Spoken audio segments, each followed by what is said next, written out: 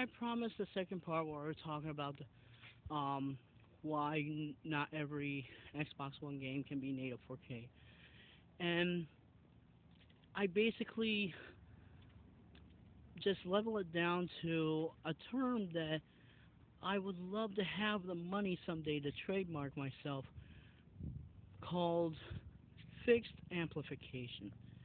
You see, the truth is the gap between the Xbox One original and the X is only so far apart. Alright? Now, native 1080p games will obviously go native 4K, but games that are originally made at a lower resolution will have a harder time because the hardware resources in the game originally had to be maxed out elsewhere. So something had to be given. That means the chances of that game, like a 900p game or even worse, 720p game, that may not be native 4K on the Xbox One because of the resources that went elsewhere. That's why Phil Spencer, a couple of months prior to his little true 4K gap recently, when comparing the the Pro to the X, that's still funny. I'm sorry, but he was a little bit honest months prior when he said that developers are going to be more free to make games however they want. There won't be a mandate on native 4K. They can use other techniques such as checkerboard and dynamic resolution. And since it is going to be like the PS4 Pro, it'll probably use other techniques like geometry upscaling and temporal injection as well. Now, meanwhile, as much as I've wanted to like make these comparisons between the original Xbox and the X, it just shows more that the gap between the PS4 and the Pro is actually even smaller, making it even more difficult. Because due to fixed amplification, the smaller the gap, the lesser the increase. Now, the PS4 base already has more power than the Xbox One original, right? So, a game that's already 1080p um, on the PS4 Pro is going to have a harder time being native 4K on the Pro because the Pro is less powerful than the X.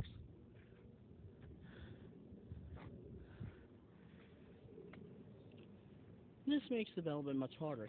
And it was because of that in the first place that that developers had to introduce these new rendering techniques, these new cheats that, although free up resources, are still resource heavy. Because if they weren't, games would be using them from the beginning. I mean, checkerboard rendering on the PS4 Pro is still heavy. Um, Mass Effect Andromeda, 1800p checkerboard. Watch Dogs 2, 1800p checkerboard. Gran Turismo Sport, as of the beta, 1800p checkerboard.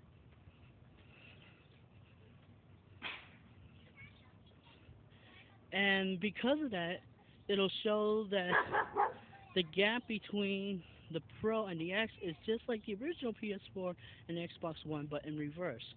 For every 1800p game, there'll be a 4K game on the Xbox One X.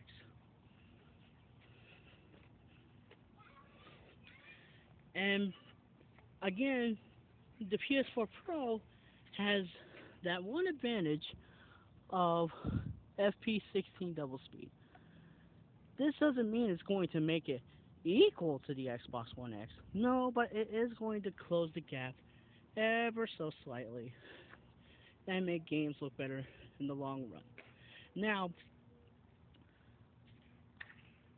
what's interesting is that people are going to ask, how are people going to even have the time to work on FP16? Well, there is actually one reason why. The Nintendo Switch.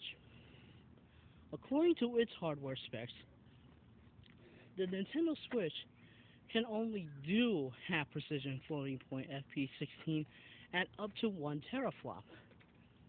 So, when developers have more experience using the Nintendo Switch, they can use that knowledge to apply to areas on the PS4 Pro to save up resources and free up performance and have better looking games in the years to come.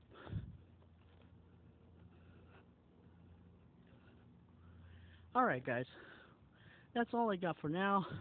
This heat is destroying me, so I'm going to cut it out for now. And I hope you guys at least learned something from all of this. Um, oh, by the way, one last thing. I'm just talking about resolution.